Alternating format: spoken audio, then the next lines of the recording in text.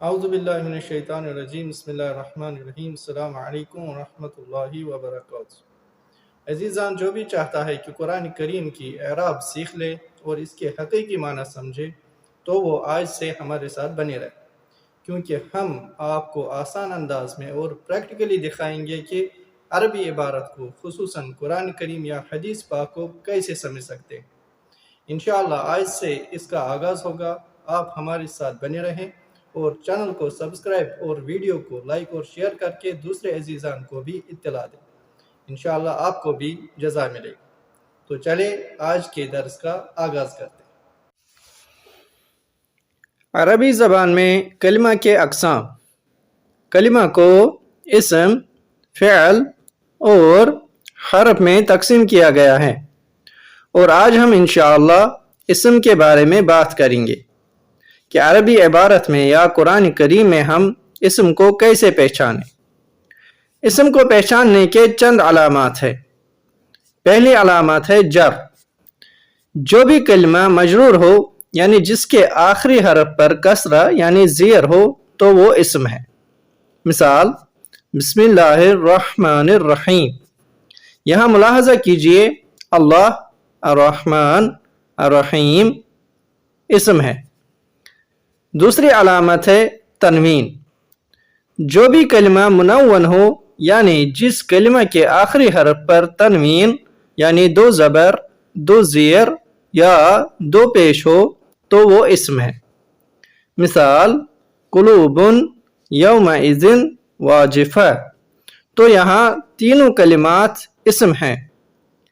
تیسری علامت ہے الندا۔ جس کلمہ کے آغاز میں حرف ندا یا ہو یعنی جس کلمہ کو پکارا جائے تو وہ اسم ہے۔ مثال یا نبیو، یا محمدو، یا علیو۔ چوتھی علامت ہے ال، یعنی اگر کوئی کلمہ الف لام قبول کرتا ہے وہ بھی اسم ہے۔ مثال صراط، الصراط، کتاب، الکتاب۔ پانچویں علامت ہے التاء المربوطہ، یعنی وہ کلمہ جس کے آخر میں تا مربوطہ ہو جسے ہم گول تا کہتے ہیں وہ اسم ہے۔ مثال فاطمۃ، خدیجۃ، آمنۃ۔ چھٹی علامت ہے الاضافہ، یعنی جو بھی اسم مضاف یا مضاف الیہ واقع ہو وہ اسم ہے۔ مثال عبد اللہ، رسول اللہ، کتاب اللہ۔ یہ تھے وہ علامات جنہیں ہم تھیوریٹیکل علامات کہہ سکتے ہیں، یعنی جو ہمیں نحوی کتابوں میں ملتی ہیں۔ اب ہم ایک اور طریقے کی طرف جائیں گے جسے ہم پریکٹیکل طریقہ بھی کہہ سکتے ہیں، جسے ہم آرام سے اسما کو پہچان سکتے ہیں۔ مثلا اگر آپ کسی جگہ کھڑے ہوں اور اپنے ارد گرد کسی بھی انسان کو دیکھا، چاہے مرد ہو یا عورت، وہ اسم ہے۔ اگر آپ کسی باغ میں ہیں اور اس میں آپ نے کوئی درخت یا پھول یا تتلی یا میوے یا دیگر اشیاء کو دیکھا تو وہ سب اسما ہیں۔ اسی طرح تمام جمادات اسم ہیں۔ خلاصہ یہ کہ کوئی بھی چیز آپ کے ارد گرد ہے اور آپ اس کی طرف اشارہ کرتے ہیں تو وہ اسم ہے۔ اسی طرح کوئی بھی صفت اسم ہے۔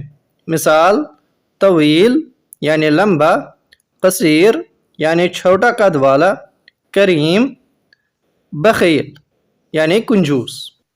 اور یہ بھی اسما میں سے ہیں۔ اسماء الاشارہ، ھذا، ھذہ، ھذان، ھاتان، ھؤلاء۔ اسماء الموصولہ، الذی، اللتی، اللذان، اللتان، الذین، اللاتی یا اللائی۔ ضمائر، ہوا، ہی، انت، انتم، نحن، انتما۔ ان کے بارے میں انشاءاللہ اپنے وقت پر مفصل بحث ہوگی۔ اسی طرح اسماء الاستفہام، یعنی من، ماذا، لماذا، متى، کیف، این۔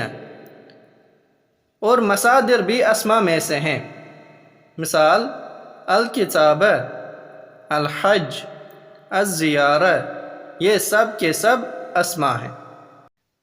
اب ہم آخر پر ایک سوال پوچھتے ہیں، ان کلمات میں سے اسما کو چوز کریں اور کمنٹ باکس میں جواب دیں کہ کون سا کلمہ اسم ہے۔ مقدماً، علی، غرفتن، این، وجد، ہؤلاء، یا رب۔ آج کا درس یہی پر اختتام ہوتا ہے۔ چینل کو سبسکرائب کریں اور ویڈیو کو لائک اور شیئر ضرور کریں اور ثواب میں انشاءاللہ شامل ہو جائیں۔ الحمدللہ رب العالمین۔ السلام علیکم ورحمۃ اللہ وبرکاتہ۔